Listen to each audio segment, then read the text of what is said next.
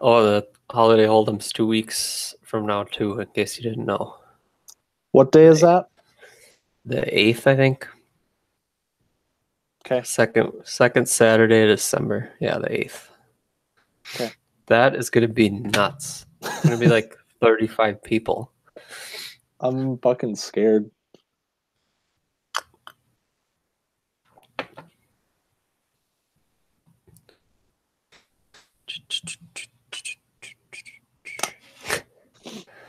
I told Kate I was gonna go do the pod because this is probably the only time we'll be able to do it. Mm-hmm. And she was like, gave me like a face, and I was just like, no, we have to do it. She's like, skip it. I was like, just skip it this week. And I'm like, people would riot. Yeah. She's like, who? And I was like, Tim. I would riot. I love how it's like every week it's like a different person that like talks about it. Like sometimes it's like I need it. Where is it? And then the one time it was Kelvin even. Yeah. It was like, hey, is the pod coming up? Hey, where's the pod? Drop the pod. Especially in a week like this where everybody just really needs to fucking know what's happening. Josh has got the stats and everything now. It's my favorite Twitter account all of a sudden. It's incredible. Do you like what you started with the records, team record names? Yeah, I had to join in. Oh, I have a DM. Who DM'd me?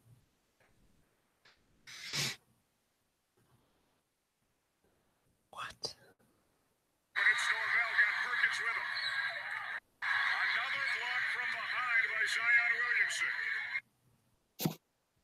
Zion is incredible. It's gross.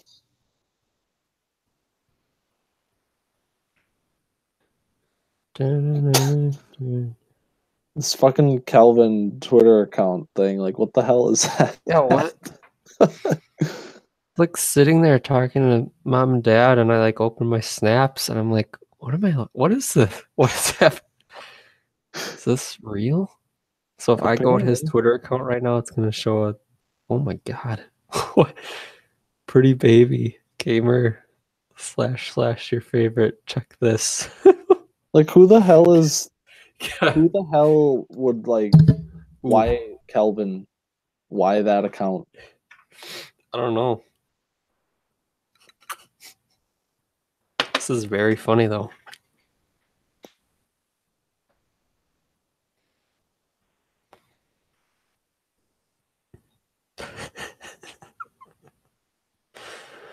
God, what the fuck?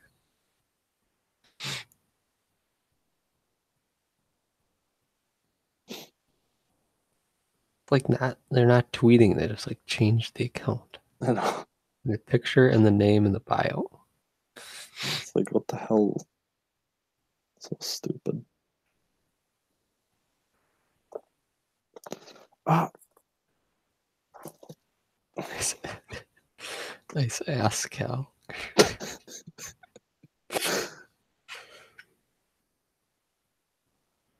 Classic fucking Tim.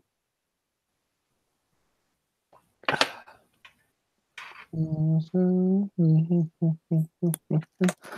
I don't know if Caleb is like planning on actually coming. Seems like a nah. Let's just let it ride, and if he like randomly pops in, then we'll just be like a blooper. Okay.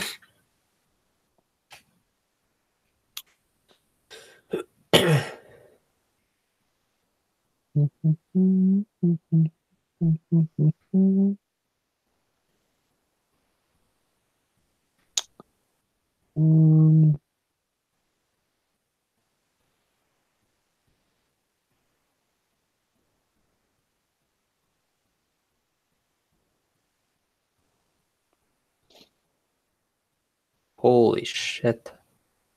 Oops. The Bucks won 143-100.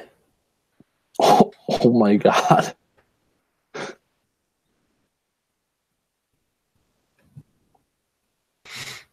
Are they the gods this year? It appears so. That's real nice. Against the Blazers too. The Blazers are good. What's the record? I think they're like top in the Western Conference right now. Portland was 12-5 before today. 12-6 now. Memphis is number 1 in the Western Conference right now. What? Yeah. Gross.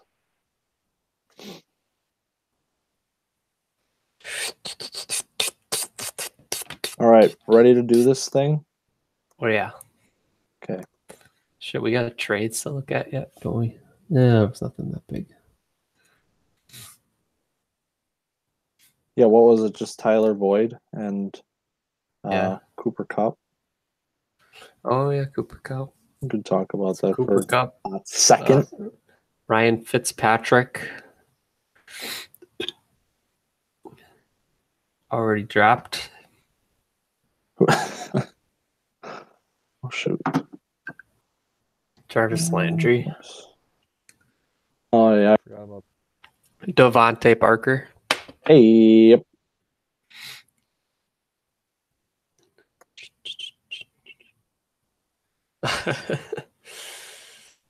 Caleb's with Calvin right now. At the pit. He got hacked. God. I'd lose my mind if that happened to me.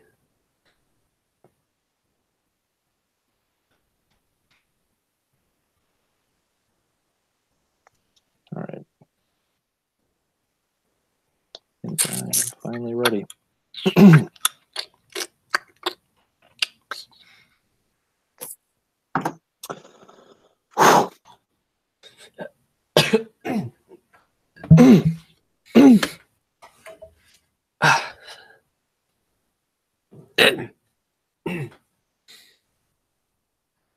Ooh, welcome everybody.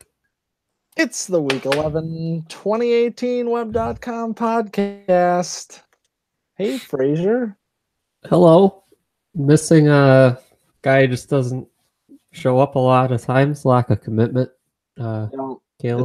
It's just nowhere to be absolutely classic Caleb to miss what's going to be maybe the most exciting podcast of the season, because we got some new playoff odds from our new stats guy.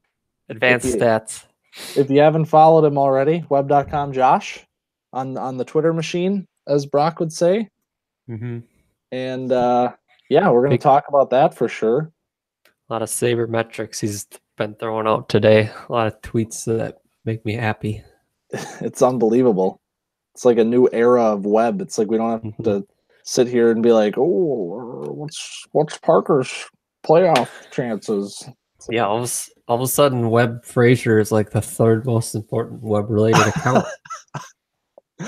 Low key, the biggest part of the trade deadline for me was to see which reporter had the better of the inside scoops and breaking news. Yeah, it was pretty cut down the middle. You guys kind of tackle it each pretty well. Yeah, it's great job this season. Good teamwork. A lot of people like to conjure up this rivalry. I don't think there is one. We're kind of working together. It doesn't always have to be a rivalry, you know. Mortensen and Schefter are friends, you know. Look at that. Yeah.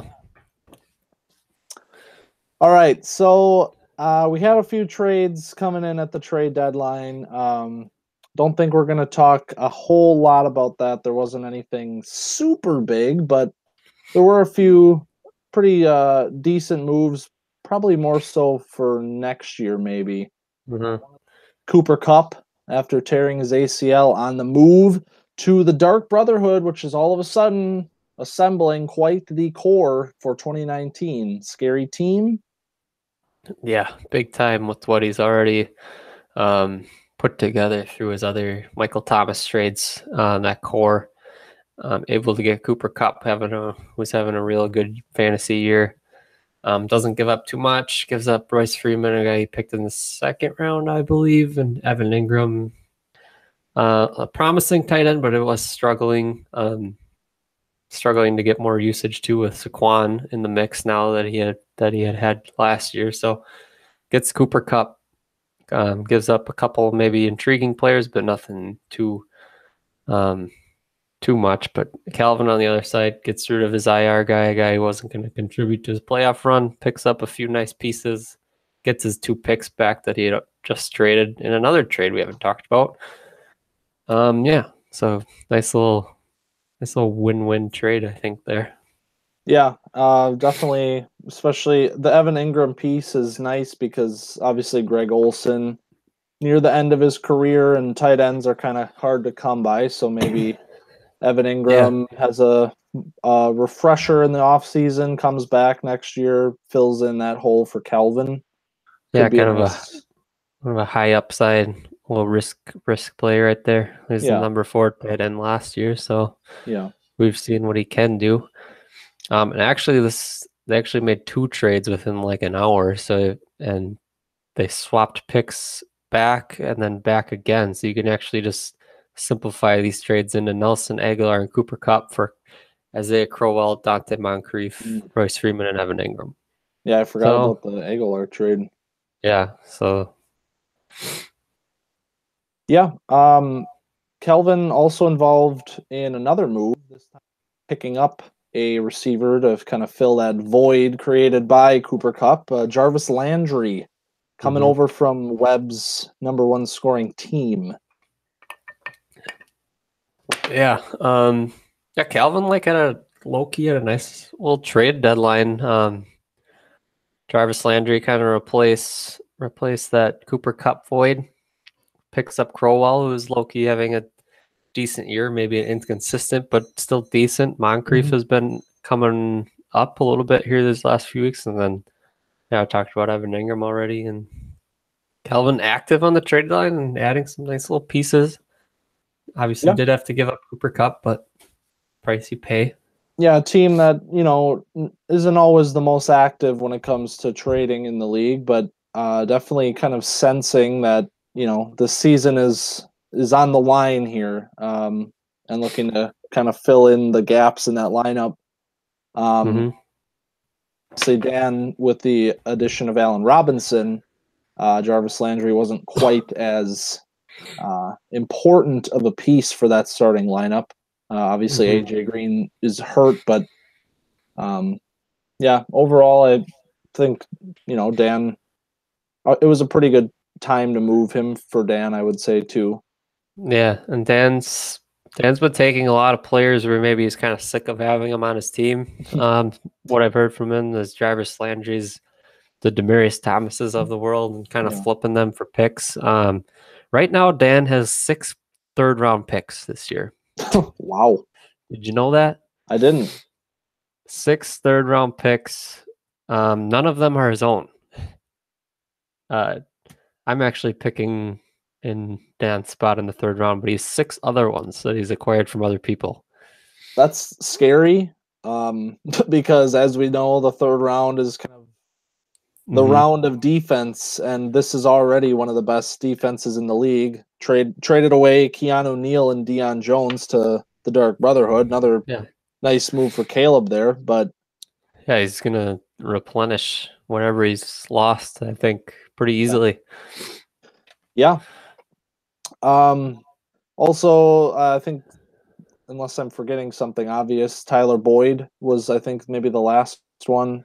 Josh kind of shoring up that receiver core. Low-key, Tyler Boyd, top 15 receiver at the time that he was traded. So he's having a pretty good season, and obviously with AJ Green being out, the targets may increase for him.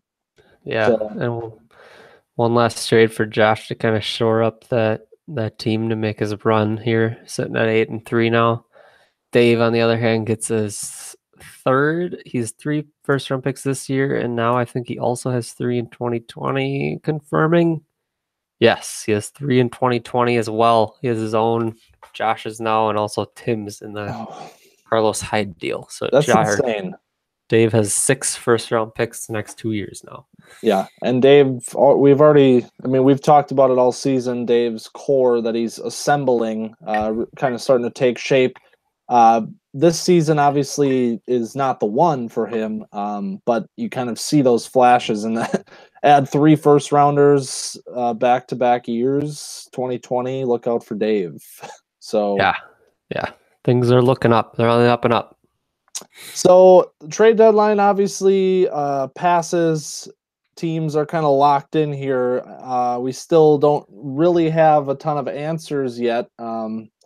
And we had the poll go out from web reporter Caleb about maybe extending the trade deadline until what would be tomorrow, Thanksgiving, a Thanksgiving spectacle, if you will.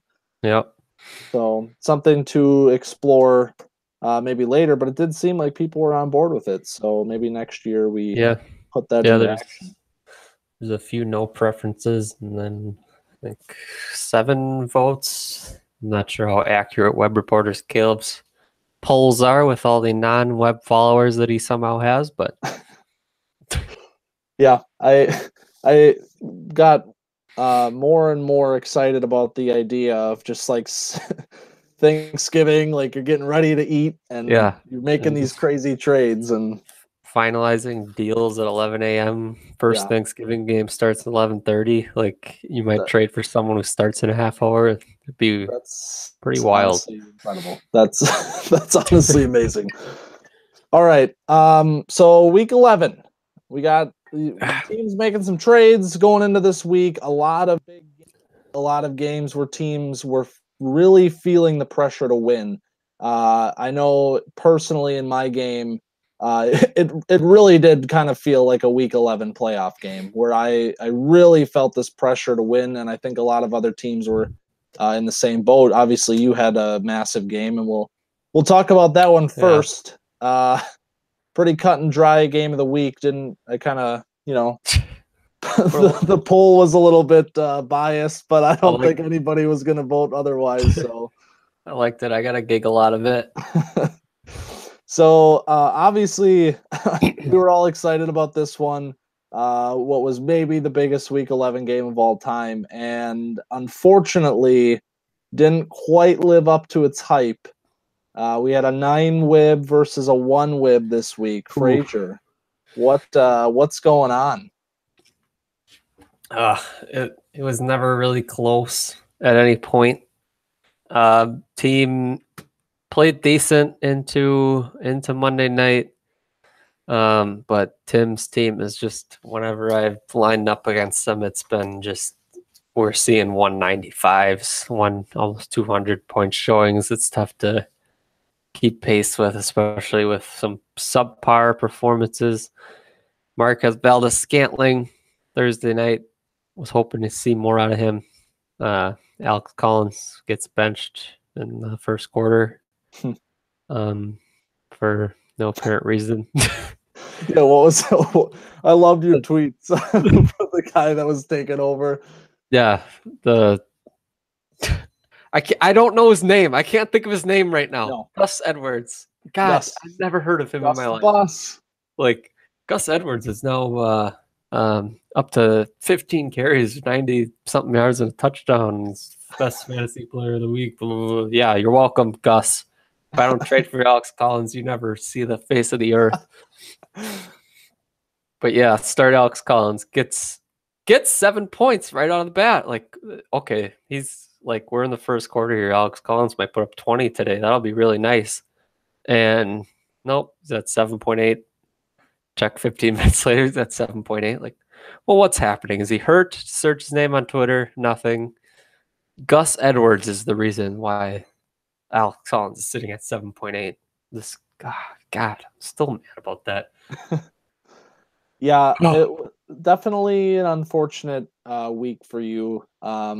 Obviously, your season is far from over. If we turn to Stats Guy Josh's playoff percentages, you still have a 40% chance of making the playoffs, which is honestly a little bit crazy that it is only 40, because like it's it's you're still 6-5 and tied for the second place in the conference with Tim, and obviously it's hard to bet against your team when it comes to these late season games. It's at 40%, but I think you had a tweet where if I win out, it's 99%. So it's like, just got to win out.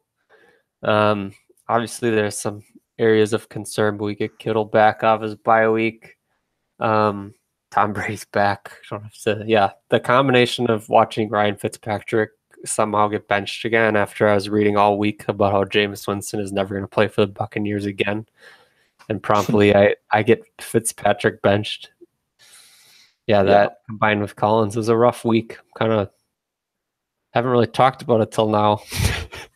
Get it out, man. This season is the season of the rant.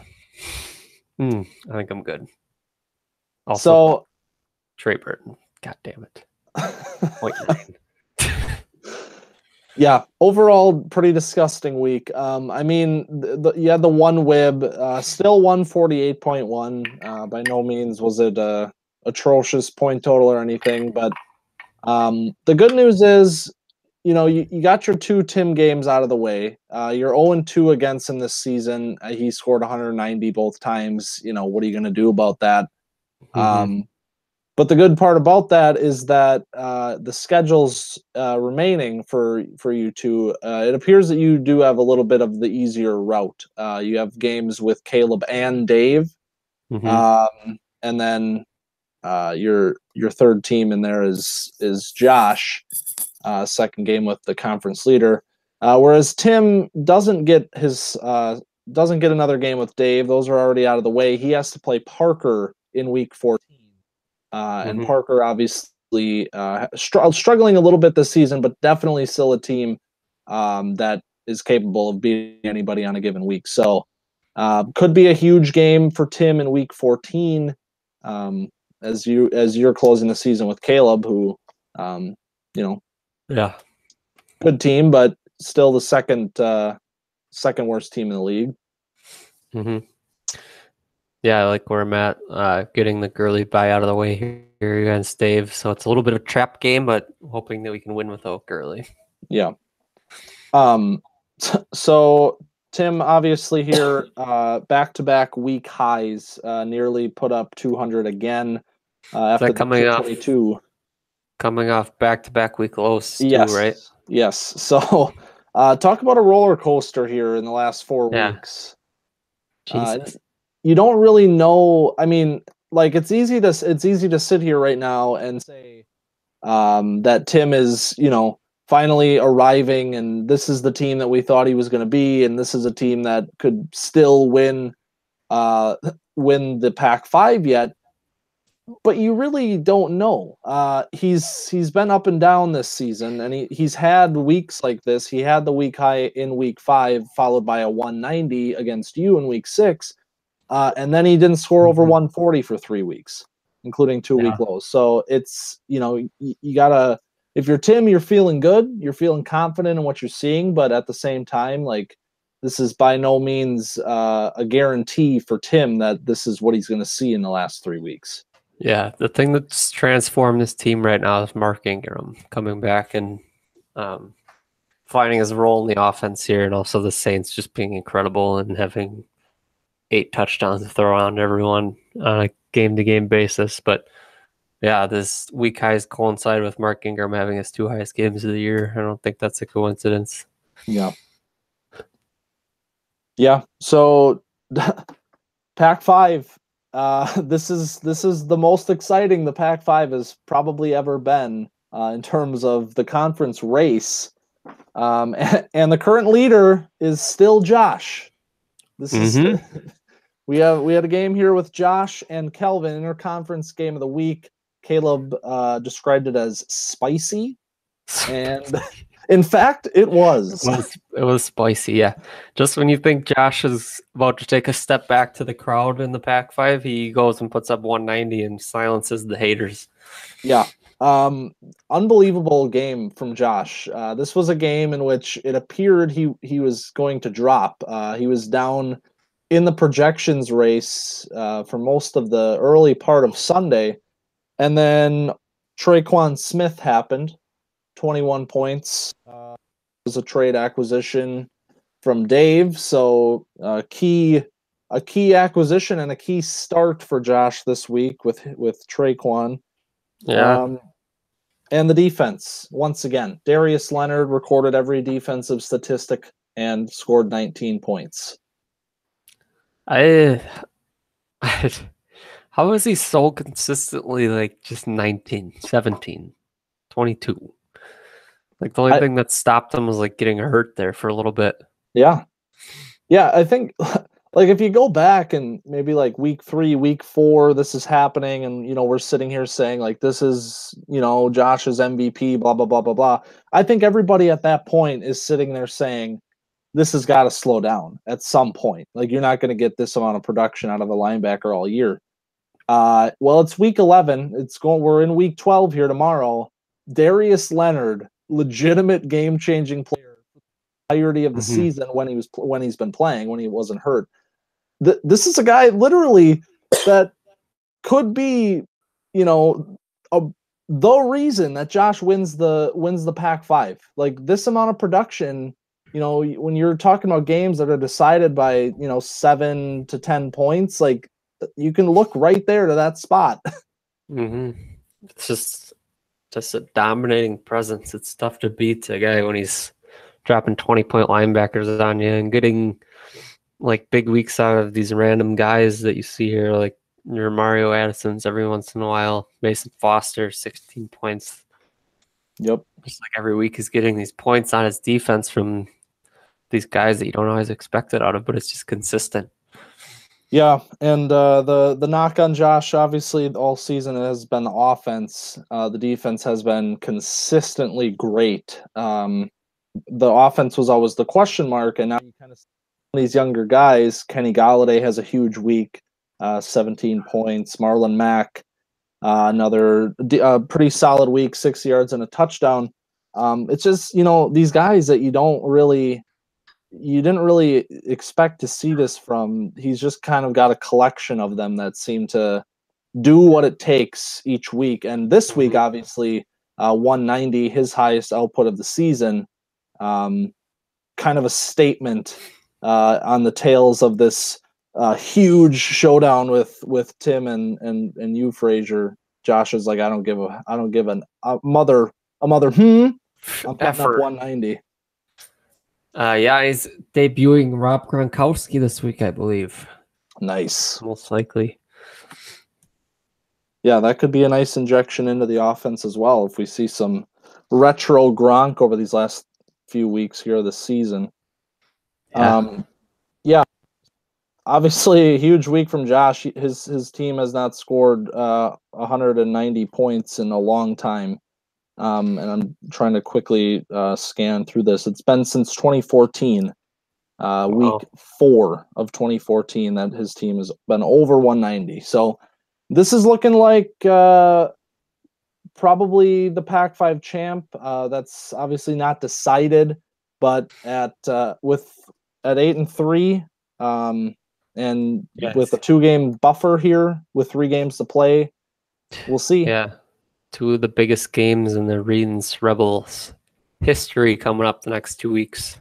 Yeah, crazy stuff. Make or break time.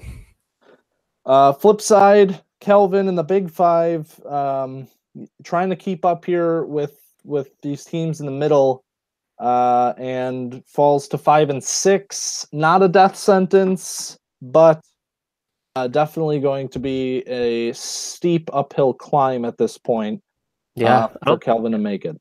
I don't think we talked too much about how much of a must-win this was for Kelvin, actually, especially now with our new stat with the playoff percentages. He got pretty shattered this week as far as those playoff percentages go. Yeah, and I think the perception kind of was, this is, of the 5-5 teams, obviously this is the lowest in scoring.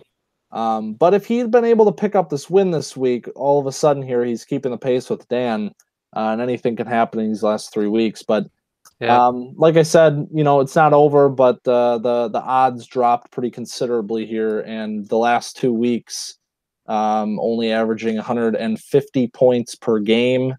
So some production drop off here as well, and we'll see what happens, but at least going to be a thorn in the side to these Big Five teams that are still trying to solidify their spot. We got games with me and Dan yet on the schedule. Yeah, and a couple bright spots too, despite the losses. The defense played outstanding. Saquon is Saquon. Yep. James Conner, he got his dud out of the way. He should be back. And you're not going to get 0.6 points out of your quarterback that often. Yeah. So Calvin, not going to rule him out quite yet, despite the playoff percentages. He's still one game back from being one game behind people that are in playoff positions right now. So, yep. And big games coming up. His last 3 games are against me, Dan, and Carter. So a challenging group, but if he can somehow find a way to win all of those games, look out. Yeah. All right. Speaking of one of those teams that's fighting for one of these playoff spots here, currently holding one of these playoff spots is Dan. Matched up with Parker this week, got a little bit of a scare. We were looking at potentially a team under 500 with 3 games to play, leading the league in scoring. And then the Chiefs happened. Yeah, he got a bit of a scare. He was down like consistently by like 20 or 30 in projections, like all of Sunday. And Parker got Mahomes. Yeah. And that's the thing. This team kind of lives and dies on the Chiefs offense a little bit. Obviously he's got a lot of talented players. But when this Mahomes and Tyreek combination pops off, he's almost impossible to beat. You're talking about 30 points from each of those players, 60 points out of 2 guys on the offense. That is difficult to go up against. And then you mix in Kamara, who has multiple 29 or 30 plus point games, and it's definitely the highest ceiling offense out there, which could be good for the playoffs, could be bad for the playoffs. You never know what kind of matchup you get. All of a sudden, Chiefs have a rough day. It doesn't look possible, but it's possible. But you look at his other offense, Sammy Watkins, 0.4. I think he only played like 5 snaps, but Jimmy Graham, he also got hurt actually. But Allen Robinson comes back down to earth. Jordan Howard's been having a weird year. Le'Veon Bell not coming back. Peterson, though, but a nice little off-season addition to kind of give some consistency. Peterson has definitely been a pretty big reason why this Le'Veon Bell hole hasn't quite been such a deal. He's been able to plug him in and get some pretty good production all season. But like you said, you got the 0.4s and the 1s and the 2s, and covered up here by Mahomes and Kamara and Tyreek. But it's kind of the story with Dan. He's been so dominant in the weeks when all of that stuff seems to come together. But he is vulnerable on the weeks that he doesn't get all of those factors coming together at one time. So definitely a scary first round matchup if he doesn't close out the season and win the Big Five. It appears that Carter's gonna hopefully lock that one up. So as a wild card matchup, that is a scary team to face if you're one of the conference leaders. But yeah, let's revisit the Tyreek Hill Melvin Gordon trade. That was a pretty incredible win-win trade right there. Yeah, 100% definition of a perfect trade for both teams. Yeah, and that's sometimes when Tyreek Hill is having these 30-point weeks, I'm just like, God, why did Tim? But then I'm like, well, Zeke and Melvin Gordon, that's why. And Tim's got a couple of weak highs to show that combination is lethal. But yeah, it's crazy stuff. And I think just the fact that Mahomes ended up being Mahomes and Dan got the added bonus of pairing those two together has made it seem even more incredible for him. But yeah, his wide receiver core right now, if you take Tyreek out of it, is barren. Yeah. Like, Yeah, the Allen Robinson trade helps, but mhm, and he obviously has the huge debut last week.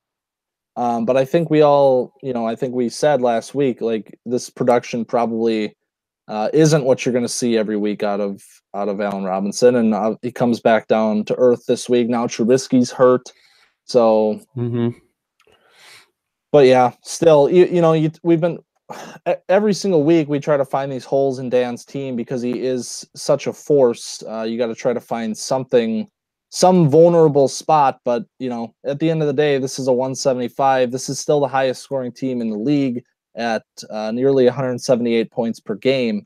Only 6-5 as the highest scoring team, which is one of the weirder things that's ever happened. But yeah, pretty good chance that Dan's going to find a way to close this out and not mhm, be the first highest scoring team to miss the playoffs. That would be unbelievable.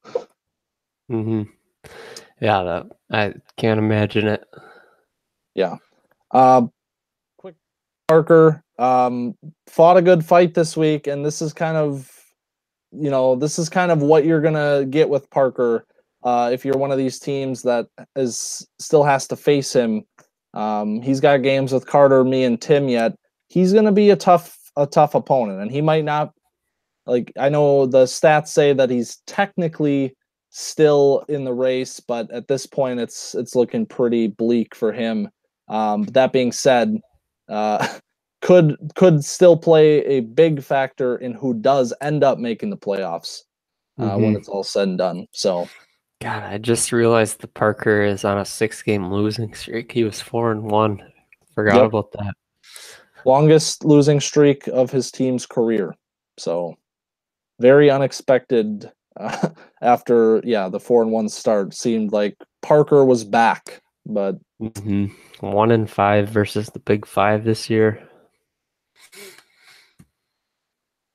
all right. Yikes. Second, Quietly, yeah, you're sitting at 1-4. Yikes. yeah, and let's talk about that. Another game in the Big Five here. Me and Carter. This was a game, like I said at the beginning, that felt like a must-win, felt like a playoff type of a game for me.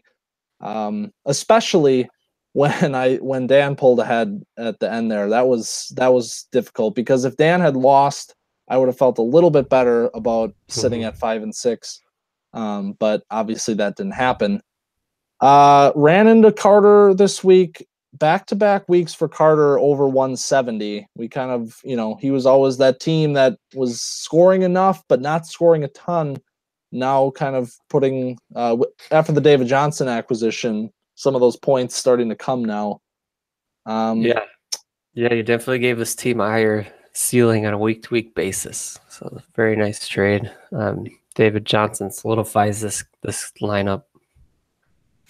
Yeah, and this is a 9-2 team. I think it's easy to kind of get caught up in what you thought about a team in the preseason, but at the end of the day, this is a 9-2 team. This is a team that could be 11-3. These are it's hard to win more than 10 games in this league. It's very hard to do that. And Carter is having an unbelievable season. Could be Big Five champ after going 5 years without ever making the playoffs. So this is a huge story, a huge season, and it looks like he's going to close it out. 99.9% chance to make the postseason for the first time. Yeah, and a team that was a miracle, one of the best NFL games of all time, offensive showdown, away from talking about how he is the Big Five champion this week, with Dan coming back on the heels of Mahomes and Tyreek. Yeah, that comeback was the only thing preventing a champagne celebration in the Haha Dicks locker room this week. Yeah. He's, and he's got the 4.5 WIB, which is about like a 7-7 team. So it's, he's obviously playing above his own level. But that being said, this like with the David Johnson trade and some of these other things, this is a really scary team. Probably, even scarier than, what the first 9 games of his season would have suggested. This is kind of a new team that's looking to take his Big Five championship into the playoffs and maybe do some stuff in his first postseason appearance. Oh yeah. My team, on the other hand, not a bad week. Not a great week, but not a bad week. 165.4 is about what I'm averaging this season, a little bit less. I can point to some very specific spots in the lineup where the points, the 7 points that I needed, the 8 points that I needed. Dalvin Cook. You've joined me in a very exclusive club, and it might be just the two of us with starting players that have had negative points this year. Ty Montgomery helped me get in this club, and here you are. Yeah, and honestly, it's so frustrating when, like, Dalvin Cook, he comes back. This has been something that I've had to weather all season without having Fournette and Cook, and I've traded Fournette. Now Cook's back. He's ready to go here. Finally, get this piece back into my lineup, and this is what happens. It's just like it's frustrating. Obviously he's not going to score negative points every week. I would hope he never does this again. But it comes at a very unfortunate time. I guess you can't rule it out. Dalvin Cook finishes the year as a negative points player and retires. Meanwhile, Leonard Fournette is the greatest running back of all time. Yeah, that just reminded me of that Julio stat in the red zone before these last 3 weeks where he was actually negative value. He was worse than just a person who hadn't played football. And as far as fantasy points in the red zone for a while. Jesus. Yeah. My defense still is my defense. I don't have big plays. I feel like I haven't had an interception since week 1, and it was like a linebacker that had 7 points total. It's just like I'm not getting these big weeks out of my defensive players, and it is, it's costing me, I think. Isn't it wild how just on a year-to-year basis, you have a lot of the same players and you don't really change anything with how you get defense, and 1 year you're just popping off sacks and interceptions more than you can count, and then the next year there's nothing. Yeah. It's just dry. Those years suck. It's in your head. Yeah, it does, because I truly believe that I still have a good defense. There's not a lot of spots in which I'm I need to really upgrade here. It's just I'm not, my DBs aren't getting interceptions. My defensive linemen are super inconsistent with their sacks when they come. Jordan is officially benched this week. We'll see. But yeah, definitely kind of in a situation now where I feel like this is a win out or die. Need to go 3-0 here to even really have a shot. And that's going to be challenging with, I gotta face Dan at the end of the year. Could set up for a play-in type of a scenario, but he's got the game up on me, kind of controlling his own destiny here, and I wouldn't bet against him to drop one of these 2 games before that point. Yeah, it's not really a good year for people chasing down playoff spots, because you have the teams that are kind of perceived as the weaker teams out of the 4 playoff teams are the ones that are just running away as far as records, and then you have the 2 kind of scoring behemoths sitting there holding the 2 wild card spots. So it's kind of a tough predicament for people trying to chase those 2 teams down. Yeah, for sure. All right. Last game, I think, right? Last game. Yes. Pac-5, the Caleb and Dave game, which a little bit different than the first time. This is a different Caleb team coming into this game. And although he only scored 149 points, the game was always in hand. Dave had a week low this week, 135. This is definitely a new look Caleb team. No Kerryon Johnson, but Leonard Fournette obviously having a good start to his career with the Dark Brotherhood. And yeah, exciting time for Caleb here, looking ahead to next season. Yeah, I don't think you can have any better end to a rough season than what Caleb is putting together here, especially if he can finish this out here and get maybe 1 or 2 more victories, and keep seeing these nice performances out of your DJ Moores, Fournette looking healthy, Joe Mixon, Corey Davis. Yeah, what a core. Mm-hmm. And I think the downside of that is he's kind of playing himself out of position to get one of these top 2 picks. All of a sudden, Parker's on this 6-game losing streak. Maybe Frazier earns himself a number 2 overall pick, and Caleb falls to that 3 spot. But even so, there's so much young talent already on this roster that it's not a super important thing for him to add like that number 1 prospect. He's already got the number 1 overall pick from 2 years ago, Corey Davis. So yeah, I want to take a second here to talk about this defense, the way it's shaping up for next year. I'm going to run through this potential starting lineup here for Caleb. At linebacker with CJ Mosley, Deion Jones. Defensive line, Bradley Chubb, Joey Bosa. And his DBs would be Keanu Neal and Jamal Adams. So that's the core 6 right there. That's pretty. It's not terrible. And I got to give him a lot of credit because usually when you're, he obviously had the playoff season last year, but it was a little bit of an anomaly.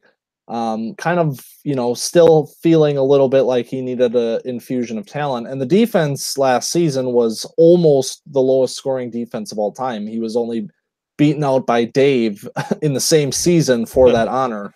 So he, it's easy to fall into the idea that you have to, offense, I need to get more guys on the offensive side.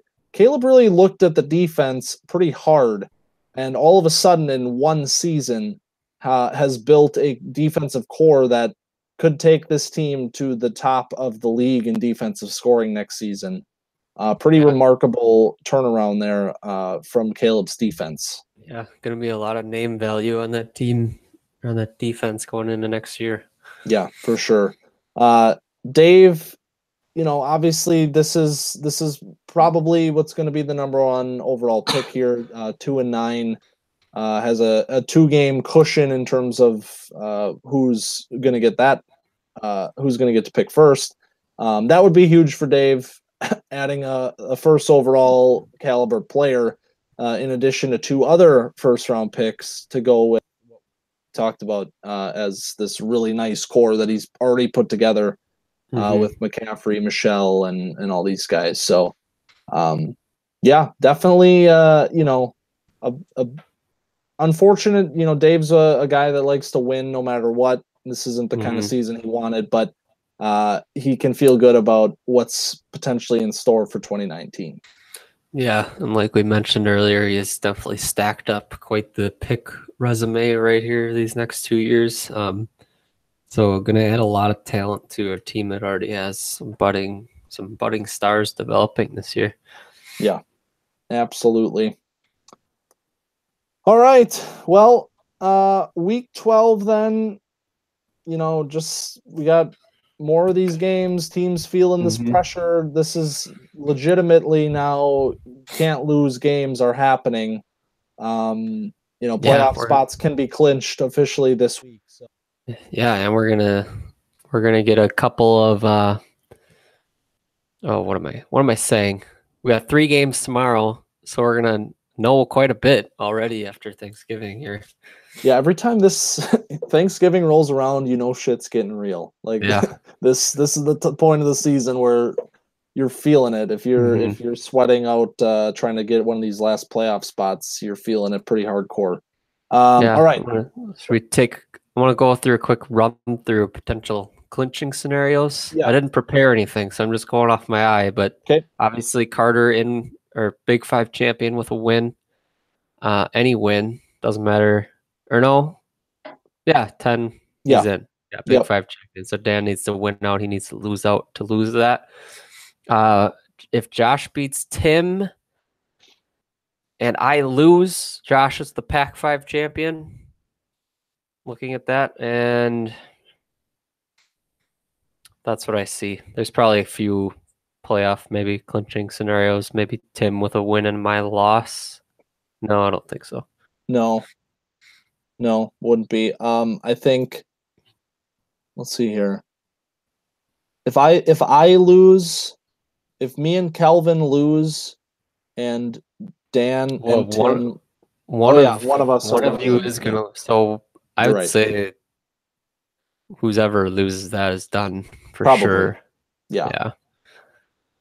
I mean, there might be like decimals involved here, but you can pretty much say with almost 100% certainty that the loser of that game is gonna be eliminated. Mm-hmm. All right, yeah. So there it is. Huge week coming up. These conferences. These two teams have a chance this week to lock up these conference titles after all season of, I think, the Dans and the Frasers kind of waiting for the regression to happen so they could jump in. Hasn't happened, and now it could be official. Carter and Josh. Wow, crazy. That's unbelievable.